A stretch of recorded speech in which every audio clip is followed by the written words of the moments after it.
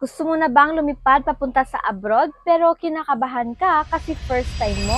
Or wala ka pang idea anong gagawin pagdating sa NAIA? Hindi ka nag-iisa. Marami sa ating mga kababayan ang na-overwhelm sa proseso, lalo na kung wala pang experience sa international travel.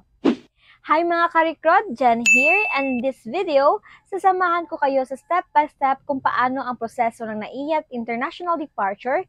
Hindi lang to applicable sa NAIA, this also applies to any other international airport in the Philippines. Para hindi ka na malito, hindi ka nakabahan, at siguradong smooth ang biyahe mo. So kung first time mo sa airport o gusto mo lang siguraduhin na wala kang makalimutan, panoorin mo to hanggang dulo. Okay, so before ka pa man bumiyahe papuntang NAIA, i-accomplish mo muna ang e-travel form bago ka pa bumiyahe.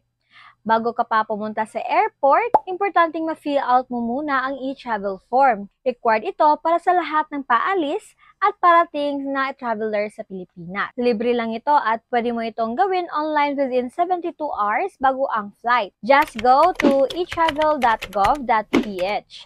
Huwag basta-basta mag-fill out sa kung ano-anong link. Kapag tapos ka na, makakuha ka ng QR code na ipapakita mo sa immigration later on. Screenshot or save the QR code para ready ka na pagdating sa airport. Kung hindi mo pa alam paano i-fill out step by step, meron kaming hiwalay na video tutorial tungkol dyan.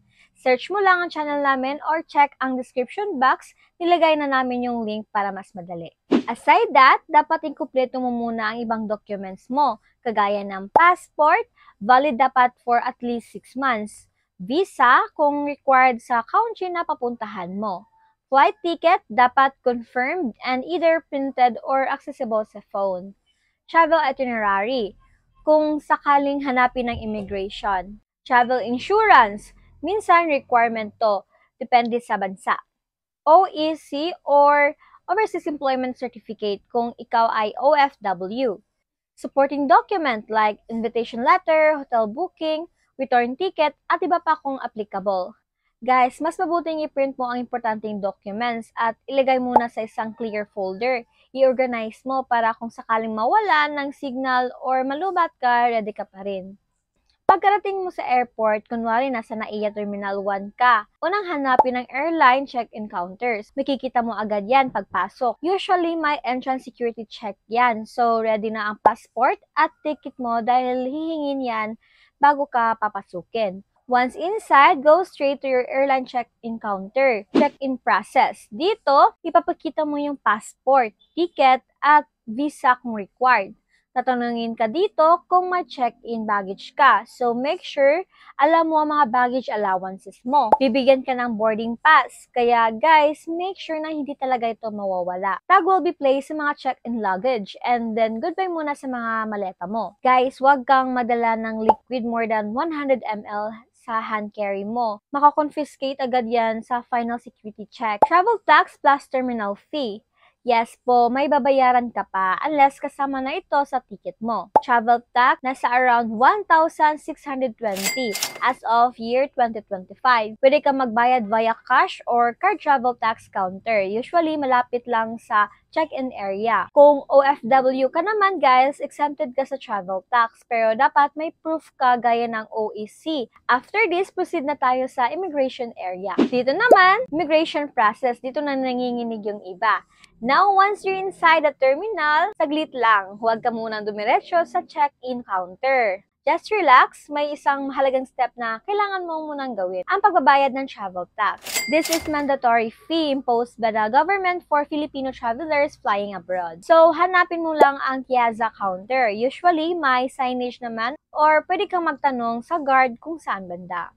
So, here's the current travel tax rate. 1,620 for economy class passengers. 2,700 naman for first class. Guys, hindi lahat kailangan magbayad. Some passengers like OFWs, infants, or certain categories might be exempted or may discount. To check kung kasama ka sa exemption or discount, punta ka muna sa official page ng Piazza. Hanapin mo yung travel tax exemption and discount info.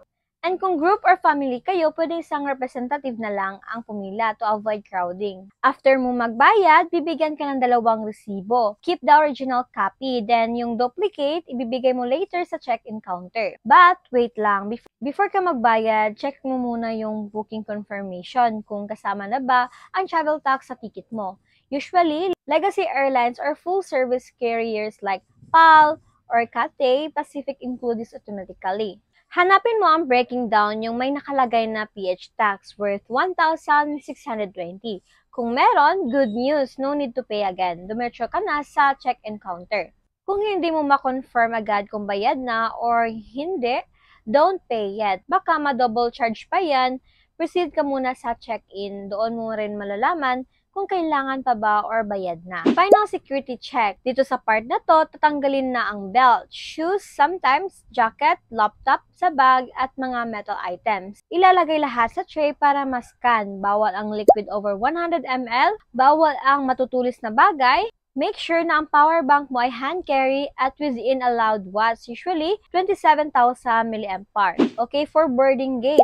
Hanapin mo agad ang boarding gate mo. Nasa boarding pass yan. May mga screen sa paligid to guide you kung anong gate at kung delayed ba ang flight mo. Be at the gate at least 30 to 45 minutes before departure. Pwede ka na mag-CR dito, bumili ng tubig or pagkain, and yes, pwede po sa loob. Hintayin lang ang boarding announcement, usually by zone or row number. And finally, for on board na. Pagpasok mo sa airline, hanapin mo ang seat number mo. Ilalagay mo ang hand carry sa overhead bin or ilalim ng seat sa harap mo. Makinig sa flight attendants for safety instructions, then ready ka na for takeoff. And that's it. Hindi naman pala ganun ka-complicated, diba? Basta may handa kang documents, sumunod ka sa instructions, at nasa tamang oras ka. Walang dapat ikakabahala.